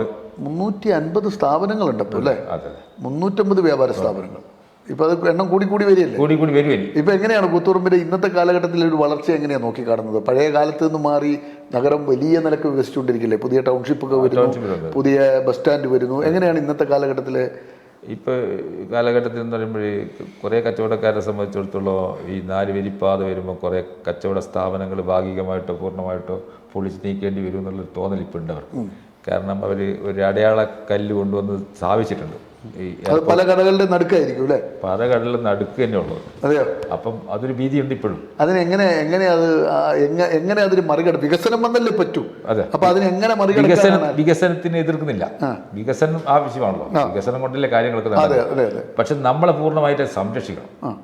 എല്ലാം 90% കച്ചവടക്കാരും കൂത്തുപറമ്പിൽ വാടക കെട്ടിടത്തിലാണ് കച്ചവടം ചെയ്യുന്നത്. ജമി വളരെ അപൂർവമുണ്ടാവും, ഹൗസ് ഓണർ വളരെ അപൂർവമാണ്. അപ്പോൾ അവർക്ക് വേണ്ടുന്ന സൗകര്യങ്ങൾ അല്ലെങ്കിൽ കോമ്പൻസേഷൻ ഇത്രയും കാര്യമായിട്ട് കൊടുക്കണം. അല്ലെങ്കിൽ ഇങ്ങനെ പറയുന്ന പോലെ ഏതെങ്കിലും ഒരു ഏരിയ മൊത്തത്തിൽ എടുത്തിട്ട് അവിടെയൊക്കെ മൊത്തം ഒരു ഷോപ്പിംഗ് കോംപ്ലക്സുകൾ, ഒരു പുതിയ ടൗൺഷിപ്പ്. അല്ല, ഇപ്പം ഈ കൂത്തുപറമ്പ് ടൗൺ ഇരിക്കുന്നത് ഹൈവേ തന്നെയാണ്. കൂത്തുപറമ്പ് ടൗണിന്റെ ഒരു പ്രത്യേകത അതാണ്. എന്ന് പറഞ്ഞാൽ പൂക്കോട് മുതൽ ആ സ്ഥലത്തിന് എന്താ പറയാ, പൂക്കോട് മുതൽ തൊക്കിലങ്ങാടി വരെ ഹൈവേ തന്നെയാണ് ടൗൺ. അതിലൂടെയാണ് ഈ പാത കടന്നു പോകുന്നത്, 4 വരി പാത. അപ്പം അത് വന്നു കഴിഞ്ഞാൽ എങ്ങോട്ടേക്കാണ് നമ്മൾ ഷിഫ്റ്റ് ചെയ്യാൻ പറ്റുക? ആ ഒരു ചിന്ത എങ്ങനെയാണ്? വലിയ വെളിച്ചം പോലുള്ള സ്ഥലത്തേക്കാണോ നമ്മൾ നിവേദനം കൊടുത്തത്? പൂക്കോട് ഒരു സ്കൂളുണ്ട്, അമൃത സ്കൂൾ. അതിലേക്കൂടി ഒരു വഴി ഇങ്ങോട്ട് പോകുന്നുണ്ട്. അതിലേക്കൂടി അത് കുറച്ച് വീടുകൾ മാത്രമേ നഷ്ടപ്പെടൂ. ആ വീടുകളുടെ ഏതാണ്ട് പിന്നെ ഈ ഗേറ്റിൻ്റെ അവിടെ നിന്ന് വികസിപ്പിച്ച് കൊണ്ടുവന്നാൽ നേരെ വട്ടിപ്പുറത്ത് പോയിട്ട് ഹൈവേ കയറും. വട്ടിപ്പുറം പോയിട്ട് നേരെ വേങ്ങാടി, എന്നിട്ട് വേങ്ങാട് നേരെ 2.5 കിലോമീറ്റർ ഈ എയർപോർട്ടിലേക്ക്. അങ്ങനെ പുതിയ പ്രപ്പോസൽ കൊടുത്തിട്ടുണ്ട്. ആ ഡിസ്കഷൻ അവർ തള്ളിക്കളി. അപ്പൊ ഇത് തന്നെ യാഥാർത്ഥ്യമാവും. അപ്പൊ എവിടെയാ ഒരു ടൗൺഷിപ്പിനുള്ള സ്ഥലം നിങ്ങൾ മനസ്സിലുള്ളത്? ഇപ്പൊ വികസിക്കുന്ന ഒരു സ്ഥലം വലിയ വെളിച്ചമാണല്ലോ, അങ്ങോട്ടേക്ക് പോവോ അതെയോ ടൗൺഷിപ്പ് അങ്ങോട്ട് പറിച്ചാണാനുള്ള ഒരു സാധ്യത ഉണ്ടോ? വലിയ വെളിച്ചത്തേക്കൊന്നും നമ്മൾ പറഞ്ഞിട്ടില്ല. നമ്മളങ്ങനെ ഒരു നിർദ്ദേശം സർക്കാരിന്റെ മുമ്പിൽ വെച്ചിട്ടുണ്ട്. ഏതാണത്? നമ്മൾ നിർദ്ദേശം വെച്ച് നമുക്ക് ഏതെങ്കിലും ഒരു സ്ഥലം നിലവിലൊരെണ്ണം തള്ളിക്കളഞ്ഞു. നിങ്ങൾ പറഞ്ഞ റോഡ് ഇങ്ങനെ തന്നെ വരും. അപ്പൊ പിന്നെ എവിടെ ടൗൺഷിപ്പ് സ്ഥാപിക്കുന്നു? നമ്മളൊരു വ്യാപാരി നേതാവെന്ന നിലക്ക് താങ്കളുടെ മനസ്സിൽ കാണുന്ന ഒരു ആശയം എന്താണ്? കൂത്തുപറമ്പ് വികസനം നമുക്ക് കൊണ്ടുപോകണമല്ലോ എന്തായാലും. അപ്പൊ വ്യാപാരികളുടെ ഒരു ഇപ്പൊ നിർദ്ദിഷ്ട ബസ് സ്റ്റാൻഡ് 12 ഏക്കർ സ്ഥലത്താണ് വരുന്നത്. പാറായി അറിയാമല്ലോ കാര്യം. അറിയാം. അത് പിന്നെ ഇപ്പൊ അവിടെ ഒരുപാട് ഷോപ്പിംഗ് കോംപ്ലക്സ് ഒക്കെ വരുന്നുണ്ട്. മാത്രമല്ല ഒരുപാട് വലിയ ആധുനിക സൗകര്യങ്ങളോടുകൂടിയുള്ള ഒരുപാട് ബസ് സ്റ്റാൻഡും കാര്യങ്ങളും എല്ലാം വരുന്നത് അവിടെ. ബസ് സ്റ്റാൻഡൊക്കെ അവിടെ വരുന്നു. അപ്പം ഇവിടെ ഒരു ബസ് സ്റ്റാൻഡ് ചുമ്മാ കിടക്കുകയില്ലേ, ആ ഇവിടെ ഒരു ബസ് സ്റ്റാൻഡ് എന്തെങ്കിലും ചുമ്മാ കിടക്കില്ലേ, ആ വെറുതെ അത് വെറുതെ കിടക്കില്ലേ. അപ്പോൾ ആ ബസ് സ്റ്റാൻഡിൽ തന്നെ 2-3 നില കെട്ടിടം പണിത് പുതിയ കോംപ്ലക്സ് നിർമ്മിക്കുക. കോംപ്ലക്സ് നിർമ്മിച്ചിട്ട് അവരെയൊക്കെ നല്ല ന്യായമായ വാടകയൊക്കെ അങ്ങോട്ട് കടത്തി വിട്ടാൽ മതിയല്ലോ. ആ അവിടെ താമസിപ്പിക്കും അവിടെ. പക്ഷെ അത് പോരല്ലോ, അത്രയും കൊണ്ട് തീരുമല്ലോ, എല്ലാം അവിടെ കൊണ്ട് തീരുമല്ലോ. അവിടം കൊണ്ടൊക്കെ അഡ്ജസ്റ്റ് ചെയ്യാൻ പറ്റുന്നേ ഉള്ളൂ, അത്രേ ഉള്ളൂ. അങ്ങനെയൊക്കെ ഷോപ്പിംഗ് കോംപ്ലക്സിൽ പണിതാൽ തീരും. വലിയ ഷോപ്പിംഗ് കോംപ്ലക്സും വലിയ ഒരു 100 കടകളൊക്കെ പോകുള്ളൂ കാര്യമായിട്ട്, അങ്ങോട്ട് പോകുള്ളൂ. പിന്നെ തൊക്കിലങ്ങാടി ഭാഗത്ത് വരുമ്പം പിന്നെ ലൈൻ അങ്ങോട്ട് മാറി വേറെ ലെയറിലേക്ക് പോകും. ഈ എയർപോർട്ട് വന്നത് നമുക്ക് എത്രമാത്രം ഗുണകരമായി മാറിയിട്ടുണ്ട്?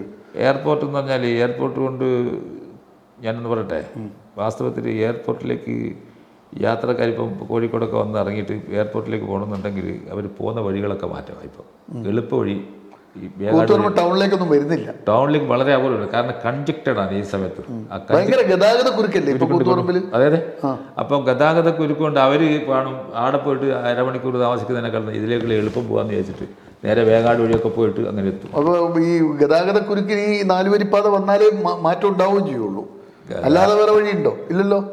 ഗതാഗത കുരുക്ക് മാറണമെങ്കിൽ 4 വരിപ്പാത മാത്രം. ഇത് 4 വരിപ്പാതയാക്കാതെ കണ്ട് തന്നെ ഞാൻ പറയട്ടെ, അങ്ങനെയാണെങ്കിൽ സർക്കാർ ആശുപത്രി അവിടെ ഉണ്ടല്ലോ, എൻ്റെ കടയുടെ മുമ്പിൽ ഒരു ആശുപത്രി ഉണ്ട്. അപ്പോൾ അവിടെയൊക്കെ അങ്ങോട്ട് ചേർത്ത് പിടിക്കുമ്പോൾ ആശുപത്രിക്ക് ബാധിക്കില്ലേ? ബാധിക്കും. അപ്പോൾ അതൊക്കെ ഒഴിവാക്കുക, എന്നിട്ട് വേറൊരു വഴി കണ്ടെത്താമല്ലോ. ബദൽ റോഡുണ്ടല്ലോ, മൂര്യാട് റോഡിലേക്ക് പോയിക്കൂടെ? ബദൽ റോഡ് കണ്ടെത്തുക, അതാണ് അങ്ങനെ രക്ഷപ്പെടുത്താൻ. എന്നാൽ ഈ വ്യാപാര മേൽപ്പാലം പണിയിട്ട് മേൽപ്പാലത്തെ കുറിച്ച് പ്രപ്പോസൽ കൊണ്ടുവരാം. അതെ അതെ. തൊക്കില പൂക്കോട് ഒരു മേൽപ്പാലം കയറിയിട്ട് എക്സ്പെൻസ് വരും. പക്ഷെ ഇപ്പൊ ഹൈവേയിൽ പല സ്ഥലത്തും അങ്ങനെയാണല്ലോ. 6 വരിപ്പാതയിൽ കൂടുതൽ ഭാഗത്തും അങ്ങനെ. എന്നാ പിന്നെ എന്താ വലിയ ആശുപത്രി അവിടെ കിടക്കും, പിന്നെ വലിയ ഓഫീസ് എല്ലാം അവിടെ കിടന്നുള്ളല്ലോ, ഒന്നും പോകില്ല. കൂത്തുപറമ്പിലെ പുതിയ 4 വരിപ്പാതയ്ക്ക് പകരം ആകാശപാതയെ കുറിച്ച് ചിന്തിക്കണം എന്നാണ് അതാണ് ചിന്തിക്കുക. നമുക്ക് ആ ചോദ്യം തന്നെ ആദ്യം ചോദിക്കാം. കേരളം ഈ കൂത്തുപറമ്പ് എന്ന് പറഞ്ഞാൽ ആദ്യം മനുഷ്യന്റെ മനസ്സിലേക്ക് ഓടിയെത്തുക കൂത്തുപറമ്പ് വെടിവെപ്പ് തന്നെയാണ്. എന്തായിരുന്നു ആ ദിവസം? താങ്കൾ എവിടെയായിരുന്നു? എന്താണ് അതിന്റെ ഓർമ്മ? ഞാൻ ഈ പരിപാടി നടക്കുന്ന സ്ഥലത്ത് തന്നെ ഉണ്ടായിരുന്നു, മുനിസിപ്പൽ ടൗൺ ഹാളിൽ. അവിടുത്തെ നമ്മുടെ മുനിസിപ്പാലിറ്റിൻ്റെ ഇതില്ലേ ടൗൺ ഹാളിൽ വെച്ചായിരുന്നു പരിപാടി. അതിനകത്ത് ആശംസകൾ അർപ്പിക്കാൻ വേണ്ടി എന്നെ ക്ഷണിച്ചായിരുന്നു. വ്യാപാരി വ്യവസായ സമിതിയുടെ പ്രതി എന്ന നിലയിൽ എന്നെ ക്ഷണിച്ചത്. ഞാൻ അതിനകത്തുണ്ടായിരുന്നു. പക്ഷേ വേദിയിലുണ്ടായിരുന്നു. അപ്പൊ എം വി രാഘവൻ വരുമ്പോ താങ്കൾ വേദിയിലുണ്ട്. എം വി രാഘവൻ വന്ന് കയറുന്നതിന് മുമ്പ് തന്നെ ഒച്ചപ്പാടും ബഹളവും കാര്യങ്ങളൊക്കെ വന്നല്ലോ. അപ്പോഴേക്ക് ഞാൻ അവിടുന്ന് വലിഞ്ഞു പൊക്കളഞ്ഞ് തന്നെ അവിടുത്തെ ഒരു ബാത്റൂമിനകത്ത് കയറി നിൽക്കുന്നു. കാരണം ഒരുപാട് കല്ല് വന്ന് ഇങ്ങനെ ഇതിന്റെ മേലെ വന്ന് വീഴുന്നുണ്ട്, കെട്ടിടത്തിന്റെ മുകളിൽ. അങ്ങനെയൊക്കെ ഒച്ചയും ബഹളെല്ലാം കേട്ടപ്പോൾ ഇതൊന്നും സംഭവിച്ചൊന്നും അറിയില്ല. വാസ്തവത്തിൽ വെളിയിൽ ഇറങ്ങിയപ്പോഴാണ് സംഭവം അറിയാം. ഏത് ബാത്റൂമിലാണ്? അതിനകത്തുള്ള ബാത്റൂം തന്നെ. ബാത്റൂമിൽ കയറിയിട്ട് കയറിയാടി അല്ലല്ല, വേറെ 2 ആളുടെ കൂടെ ബാത്റൂമിൽ കയറി ആടിരുന്നു. എന്താ സംഭവം എന്നറിയണ്ടേ? അപ്പൊ ശരിക്കും ഇത് വെടിവെപ്പോ കാര്യങ്ങളൊന്നും നടന്നൊന്നും എനിക്കറിയത്തില്ലായിരുന്നു. അപ്പൊ വെളിയിൽ വന്നപ്പോഴാണ് സംഭവം അറിയുന്നത്. ഇങ്ങനെ അല്ല, വെളിയിലേക്ക് വന്നത് എത്ര സമയം കഴിഞ്ഞിട്ടാ? ഈ ബാത്റൂമിൽ എത്ര സമയം ഇരുന്നു? ഒരു അരമണിക്കൂർ ഇരുന്നു. അത് കഴിഞ്ഞ് മെല്ലെ ശബ്ദം. എന്റെ കൂടെ ഈ സ്റ്റേജിൽ ഉണ്ടായിരുന്ന ആൾക്കാരുണ്ടായിരുന്നു കൂടെ ബാത്റൂമിൽ. ആരൊക്കെയാന്ന് ഓർമ്മയുണ്ടോ? ഓർമ്മയില്ല. പ്രാദേശികമായിട്ടുള്ള ആൾക്കാരേ ഉള്ളൂ. എന്നിട്ട് അപ്പൊ അത് കഴിഞ്ഞ് പിന്നെ ഞാൻ പുറത്തിറങ്ങിയിട്ട് പിന്നെ അന്തരീക്ഷമെല്ലാം പുറത്തിറങ്ങിയിട്ട് നേരെ വീട്ടിൽ വന്നു. വീട്ടിൽ എളുപ്പമാണല്ലോ. വീട്ടിൽ വന്നപ്പോഴാണ് റോഡിലൂടെ വരുമ്പോ ഒന്നും കാണുന്നില്ലേ? ബഹളമെല്ലാം കാണുന്നില്ല. പക്ഷെ നമ്മളിന്ന് ആരും ചോദിച്ചൊന്നുമില്ല. വീട്ടിലേക്ക് പോകുന്നു. നമ്മളതിനകത്ത് ഒന്നും പങ്കാളിയൊന്നും ഇല്ലല്ലോ. ആശംസ അർപ്പിക്കാൻ വേണ്ടി വിളിച്ചപ്പോൾ പോയിന്ന് മാത്രമേ ഉള്ളൂ. അപ്പം ഇങ്ങനെ വെളിയിൽ വന്ന് അപ്പം വീട്ടിൽ ഇവിടെ എത്തിയപ്പോഴാണ് ബ്രിട്ടീഷ് BBC-യിലാണെന്ന് റിപ്പോർട്ട് വരുന്നത്. എന്നാ ചങ്ങനാശ്ശേരിയിൽ എനിക്ക് വിവരം കിട്ടി. ഇങ്ങനെ ഇവിടെയൊക്കെ പിന്നെ ഈ ട്രാൻസ്പോർട്ട് ബസ്സിനൊക്കെ ഏറ് വെക്കുന്നുണ്ട് എന്നൊക്കെ പറഞ്ഞിട്ട് ഒരു വിവരം കിട്ടി. അപ്പോഴും നിങ്ങൾ ഈ വെടിവെപ്പ് പറഞ്ഞു. പിന്നെ അറിഞ്ഞു. അതിന് മുമ്പേ അറിഞ്ഞു. അതാരാ പറഞ്ഞത് നിങ്ങളോട് വെടിവെപ്പ് നടന്നു എന്നുള്ളത്? പറഞ്ഞു എന്ന് പറഞ്ഞാൽ വഴിയിൽ ഇങ്ങനെ വെടിവെപ്പെല്ലാം നടന്നിട്ട് ഇന്ന ആള് ഇത്ര വെടിവെച്ചു എന്നൊന്നുമില്ല. വെടിവെപ്പെല്ലാം നടന്നിട്ടുണ്ട് മാത്രമേ അറിഞ്ഞു. ഇവിടെ വരുമ്പോഴത്തേക്ക് ചങ്ങനാശ്ശേരി വിളി വന്ന് അവിടുത്തെ ട്രാൻസ്പോർട്ട് ബസ്സിനൊക്കെ കൂത്തുപറമ്പിൽ വെടിവെപ്പ് നടന്നു. കൂത്തുപറമ്പുകാരനായ താങ്കൾക്ക് ബാക്കി വിവരം വരുന്നത് ചങ്ങനാശ്ശേരി. ആ വിവരം കിട്ടുന്നത് അവർ പറഞ്ഞിങ്ങനെ ട്രാൻസ്പോർട്ട് എന്താ നിങ്ങളുടെ പ്രശ്നങ്ങൾ എന്തായിരുന്നു ഞാൻ വിശദമായിട്ട് അറിയില്ല. പറഞ്ഞിട്ട് വരുന്ന ഇങ്ങനെയുള്ളൂ. അപ്പൊ അറിഞ്ഞപ്പോ എന്ത് തോന്നി? 5 പേര് മരിച്ചു എന്നൊക്കെ പറഞ്ഞപ്പോഴേ താങ്കൾ അടക്കമുള്ള ഒരു പ്രശ്നമല്ലേ? കാരണം വെച്ചാൽ അത് ഒരിക്കലും സംഭവിക്കാൻ പാടില്ലാത്ത സംഗതിയായിരുന്നു. അതങ്ങ് നടന്നു. ഇപ്പം എന്ത് ചെയ്യും? നമ്മളെന്തോ ചെയ്യാനാ? അങ്ങനെ സംഭവം നടന്നുപോയി. പിന്നെ അതിന് കേസും കാര്യങ്ങളൊക്കെ ഉണ്ടായിരുന്നല്ലോ. ഇത്തരം രാഷ്ട്രീയ സംഭവങ്ങളൊക്കെ നടക്കുമ്പോൾ താങ്കൾ ഏതെങ്കിലും ഒരു അരക്ഷിതാവസ്ഥ അല്ലെങ്കിൽ ഒരു കൂത്തുപറമ്പിൽ താമസിക്കുന്ന ഒരു ബുദ്ധിമുട്ടായിട്ട് എപ്പോഴും തോന്നിയിട്ടില്ല? ഒന്നും തോന്നിയിട്ടില്ല. എന്നാൽ ആദ്യത്തെ കുറേ കാലം, അതായത് ഈ വെടിവെപ്പ് നടന്നതിന് ശേഷം ഞാൻ പറഞ്ഞു കേട്ടെ എങ്ങനെയാണെന്ന് വെച്ചാൽ, കുറേ ആളുകൾ അങ്ങ് തിരുവനന്തപുരത്തു നിന്നും പിന്നെ അങ്ങനെ കോഴിക്കോട് നിന്നൊക്കെ ട്രാൻസ്ഫർ ആക്കിയിട്ട് ഇങ്ങോട്ട് വരുന്ന കൂട്ടക്കാർക്കൊക്കെ വലിയ പേടിയായിരുന്നു ഇവിടെ വരുന്ന അങ്ങോട്ട് പോയിരുന്നു. പിന്നെ അവർ ഇവിടെ വന്ന് നിന്നതിന് ശേഷമാണ് അവർക്ക് മനസ്സിലാക്കാൻ കഴിയും ഇവിടെ ഒരു പ്രശ്നമൊന്നുമില്ലാന്ന്. അങ്ങനെ ഒരു സംഭവം നടന്നെങ്കിലും ഇവിടെ പ്രശ്നങ്ങളൊന്നും ഇല്ലാന്ന് പിന്നീടാണ് അറിയാൻ കഴിയും. ഇവിടെ സംഘർഷ രാഷ്ട്രീയ കാലഘട്ടമൊക്കെ എങ്ങനെ ഓർമ്മ? കൊലപാതക രാഷ്ട്രീയമൊക്കെ ഓർമ്മയുണ്ട്. അതൊക്കെ എങ്ങനെയാണ് ആ സമയത്ത് മനസ്സിലായിട്ടില്ലല്ലോ അത്. ആ കാലത്ത് അതെങ്ങനെയാണ് മനസ്സിനെ ബാധിച്ചിരുന്നത്? അല്ല, എപ്പോഴും പ്രശ്നങ്ങളാണെന്നുള്ള ഒരു തോന്നൽ ഉണ്ടായിരുന്നു ആ കാലഘട്ടത്തിൽ. ഈ കടകളൊക്കെ ഇടക്കിടക്ക് ഹർത്താലിൽ ആചരിക്കേണ്ടി വരില്ല ആ സമയമൊക്കെ? പിന്നെ കുറെ കാലം എല്ലാ കാര്യത്തിനും കടയടക്കുന്ന ഒരു സംവിധാനം ഉണ്ടായിരുന്നു. ഇപ്പൊ അതൊക്കെ അങ്ങ് നിർത്തി. ഇപ്പം കണ്ടമാനം അങ്ങനെ അടക്കേണ്ടി വരുന്നില്ല. അന്നത്തെ കാലത്ത് ഇപ്പൊ അതൊന്നും ഇല്ല. അതെല്ലാം നിന്നു. പുതിയൊരു കാലത്താണ് ഇപ്പൊ നമ്മൾ ജീവിക്കുന്നത്. താങ്കളുടെ മറ്റ് ഈ മുസ്ലിം ജമാഅത്തിന്റെ ഭാരവാഹിയാണല്ലോ, അതിന്റെ ഏത് സ്ഥാനത്താണ് താങ്കൾ ഇപ്പം? ഞാനിപ്പോ അതിന്റെ ജനറൽ സെക്രട്ടറിയാണ്. എന്തൊക്കെ ആക്ടിവിറ്റീസ് ആണ് ഉള്ളത് അവിടെ? പിന്നെ ഈ 3-4 പള്ളികളുടെ അതിന്റെ പരിപാലനവും അതിന്റെ പ്രവർത്തനങ്ങളും. ഈ ഷംസുൽ ഉലമ അക്കാദമി എന്ന് പറയുന്നത് വൈസ് പ്രസിഡന്റ്. എന്താണ് അതിന്റെ? അത് കുട്ടികളെ പിന്നെ മതപരമായിട്ടും ഭൗതിക വിദ്യാഭ്യാസം മതവിദ്യാഭ്യാസം കൊടുക്കുന്ന രണ്ടും ഒരുമിച്ച് കൊടുക്കുന്ന ഒരു സ്ഥാപനം. പിന്നെ ഈ ബിൽഡിംഗ് ഓണേഴ്സ് അസോസിയേഷൻ അത് എപ്പോഴാണ് രൂപീകൃതമായത്? അത് രൂപീകരിച്ചിട്ട് ഒരു 10 വർഷമായെങ്കിലും ഞാനിപ്പം 2 വർഷമായിട്ട്. എന്തൊക്കെയാണ് അതിന്റെ പരിപാടികൾ? ഈ ബിൽഡിങ്ങുകാരെ ബാധിക്കുന്ന കുറേ പ്രശ്നങ്ങളുണ്ട്. അതായത് ഇപ്പം മുനിസിപ്പാലിറ്റി തന്നെ അവർ ബിൽഡിംഗ് ഓർഡർമാരോ മറ്റുള്ളവരെ ആലോചിക്കാതെ കണ്ട് ഈ ബിൽഡിംഗ് ടാക്സ് ഒക്കെ കണ്ടമാനം കൂട്ടുന്നുണ്ട്. ഇപ്പം അടുത്ത കാലത്ത് തന്നെ കൂട്ടി. അപ്പം അതിന് ശക്തിയായിട്ട് പ്രതിരോധിക്കാനുള്ള ഒരു സംവിധാനം ഇല്ല. ബിൽഡിംഗ് ഓണർമാർ സംഘടിച്ചിട്ടില്ല, അസംഘടിതരായിരുന്നു. അപ്പോൾ അതിനൊരു പരിഹാരം കാണാൻ വേണ്ടിയിട്ട് രൂപീകരിച്ച ഒരു സംസ്ഥാനത്തിലുണ്ട്. എല്ലാ ജില്ലയിലും ഇല്ല. ഇതിപ്പോൾ ഒരു 4 ജില്ലയിലേ ഉള്ളൂ. അതിപ്പോൾ അങ്ങനെ വികസിപ്പിച്ച് കൊണ്ടുവരുന്നു. പുതിയൊരു സംഘടനയ്ക്ക് രൂപം നൽകുകയാണ്. അതെ, അതിന്റെ ഒരു അണിയറയിൽ ഇപ്പോൾ പ്രവർത്തിക്കുന്നുണ്ട് അല്ലേ? വേറെ ഏതൊക്കെ മേഖലകളിലാണ് താങ്കൾ കൈവച്ചിട്ടുള്ളത്? ഈ പഠനകാലത്ത് കായിക രംഗത്തോ കലാരംഗത്തോ എവിടെയൊക്കെ ഉണ്ടായിരുന്നോ? പാട്ട് പാടാറുണ്ടോ? പാടൂല. കായിക രംഗത്ത് കളിക്കാനൊക്കെ പോകാറുണ്ട്. ബാഡ്മിന്റൺ കളിക്കാൻ. ബോൾ ബാഡ്മിന്റൺ വലിയ ഇഷ്ടമായിരുന്നു. ബോൾ ബാഡ്മിന്റൺ ഷട്ടിലല്ലേ. ഈ കൂത്തുപറമ്പിന്റെ ഒരു വികസനത്തെ കുറിച്ച്, ഇപ്പൊ ഈ പുതിയ റോഡ് 4 വരി പാതയൊക്കെ വരാൻ പോകുന്നു, ഒരു വികസനത്തെ കുറിച്ച് ഇനിയുള്ള കാലത്ത് താങ്കളുടെ ഒരു സങ്കല്പം എന്താണ് ശരിക്കും? വികസനം എന്ന് പറഞ്ഞാൽ ഈ റോഡും നാടിന്റെ മൊത്തത്തിലുള്ള ഒരു വികസനത്തെ കുറിച്ചുള്ള ഒരു കാഴ്ചപ്പാട്. വികസനം വരുമ്പോൾ ഞാൻ പറയുന്നത് വെച്ചാൽ, ഇപ്പം കുറേ നാളത്തേക്ക് ഈ കടകളൊക്കെ പൊളിച്ച് നീക്കുമ്പോഴേ ഒരു ശ്മശാന ഭൂമിയുടെ അന്തരീക്ഷമാണ് ഉണ്ടാകുക. കാരണം ഈ പൊളിക്കുന്ന കടയുടെ പുറകിൽ സ്ഥലമില്ലാത്ത അവസ്ഥ ഇപ്പോൾ ഉണ്ട്. അപ്പോൾ ആ സ്ഥലത്ത് പിന്നെ കെട്ടിടം പൊന്തി വരണമെങ്കിൽ ഒരുപാട് ടൈം എടുക്കും. അപ്പോൾ അതുകൊണ്ട് അത് പൊളിക്കുമ്പം വലിയ വിഷമവും പ്രയാസവും ഉണ്ടാകും. പിന്നെ ഈ കച്ചവട സ്ഥാപനങ്ങൾ ഇപ്പോൾ ടൗൺഷിപ്പ് വേറൊരു ദിക്കിലേക്ക് നീങ്ങും. അങ്ങനെ ഒരു പ്രയാസവും വിഷമമുണ്ട്. അപ്പോൾ ടൗണിന് മൊത്തത്തിലൊരു വലിയ മാറ്റങ്ങളുണ്ടാകും. അപ്പോൾ ഇത് ഒന്ന് പൊളിച്ചിട്ട് ഡിമോളിഷ് ചെയ്ത് കഴിഞ്ഞ് രണ്ടാമത് കൺസ്ട്രക്ട് ചെയ്ത് വരുമ്പോഴേക്ക് കൂടുതൽ സമയം ഒക്കെ പിടിക്കുകയല്ലേ. അപ്പോഴത്തേക്ക് അതിന് മുന്നോടിയായിട്ട് നമ്മൾ അതിനെ ഒന്ന് മറികടക്കാനുള്ള വഴികൾ കണ്ടെത്തണം എന്നാലോചിക്കുന്നുണ്ടാവും അല്ലേ? വഴികൾ കണ്ടെത്തണമെന്നിട്ട് ആലോചിക്കുന്നുണ്ട്. പക്ഷെ ആലോചിക്കുന്ന നമ്മളെ സംബന്ധിച്ചുള്ള കച്ചവടക്കാർ കൈവശക്കാരായതുകൊണ്ട്, ടെനൻ്റ് ആയതുകൊണ്ട് അവർക്ക് ഇതിനകത്ത് കാര്യമായിട്ട് ഇൻവോൾവ് ചെയ്യാൻ കഴിയില്ലൊന്നും. റോളില്ല. ശരിക്കും ഈ ലാൻഡ് അക്വിസിഷൻ എന്ന് പറയുമ്പോൾ സ്വാഭാവികമായിട്ടും ജമ്മി, അതായത് അതിൻ്റെ ഹൗസ് ഓണർക്ക് മാത്രമേ നോട്ടീസെല്ലാം കൊടുക്കുകയുള്ളൂ. അപ്പോൾ ശരിക്കും അവർക്കാണ് അതിൻ്റെ യഥാർത്ഥത്തിൽ കോമ്പൻസേഷൻ കിട്ടുന്നത്. കോമ്പൻസേഷൻ അപ്പം നമ്മളത് നേരത്തെ ഉന്നയിച്ചപ്പോൾ സർക്കാരിൻ്റെ ഭാഗത്ത് നിന്ന് വന്ന വിവരം എന്താണെന്ന് വെച്ചാൽ, കോമ്പൻസേഷൻ ഈ ടെനൻറ്റിനും കൊടുക്കും, കൈവശക്കാരനും കൊടുക്കും.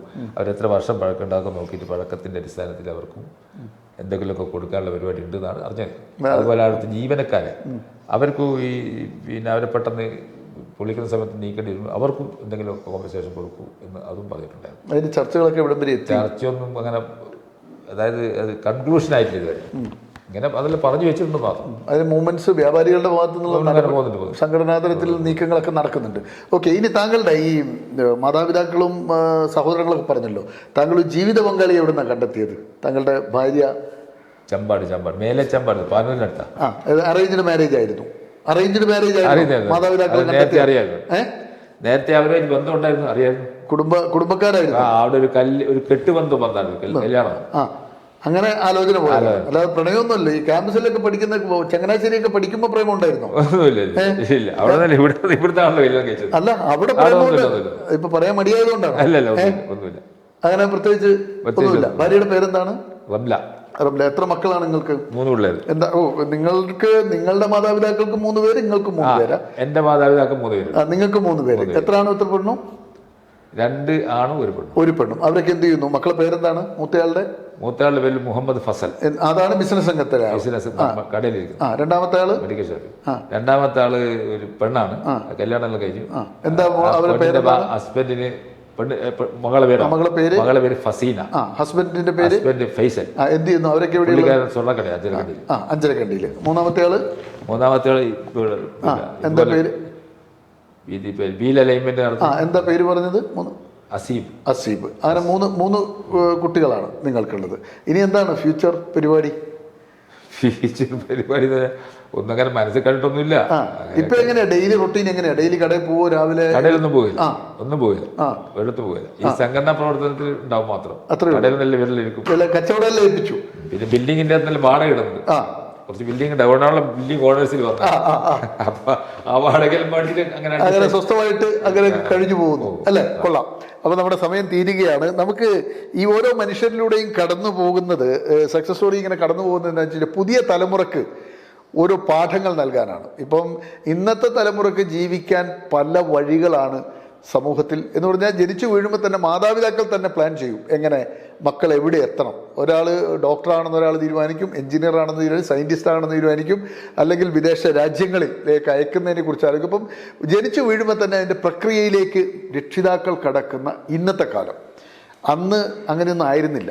നിങ്ങൾക്കറിയാലോ, 7ാം ക്ലാസ്സിൽ പഠിച്ച് 8ാം ക്ലാസ്സിൽ പഠിക്കുന്ന ഒരു ചെറുപ്പക്കാരൻ പിതാവ് കൈപിടിച്ച് നേരെ ചങ്ങനാശ്ശേരിയിലേക്ക്. അന്ന് ഈ ചങ്ങനാശ്ശേരിക്ക് പോകാന്ന് പറഞ്ഞാൽ ചെറിയ ദൂരമല്ല. ഇന്നത്തെ പോലെ നമുക്ക് ഹൈസ്പീഡ് ബസ്സുകളോ ഹൈസ്പീഡ് ട്രെയിനുകളോ ഒന്നും ഇല്ലാത്തൊരു കാലത്ത് അങ്ങോട്ട് പറിച്ചു നടുക.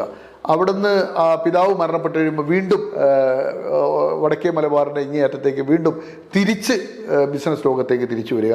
അങ്ങനെ ഇവിടെ വ്യാപാര സംഘടനയിൽ 4 പതിറ്റാണ്ട് കാലം അതിൻ്റെ നേതൃത്വത്തിൽ ഇന്നും തുടരുക.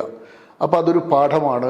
പൊതുപ്രവർത്തന രംഗത്ത്, വ്യാപാര രംഗത്ത്, സാമൂഹ്യ സാംസ്കാരിക രംഗത്ത് ഇന്ന് പൊതുപ്രവർത്തനം എന്നൊക്കെ പറയുമ്പോൾ പുതിയ തലമുറയ്ക്ക് അതിനോട് താല്പര്യം കുറഞ്ഞു വരുന്നൊരു കാലമാണ്. രാഷ്ട്രീയ പ്രവർത്തനത്തിലേക്കോ പൊതുപ്രവർത്തനത്തിലേക്കോ വരാൻ തയ്യാറാകാത്ത ഒരു സമൂഹം ഇപ്പോൾ വളർന്നു വരുന്നുണ്ട്.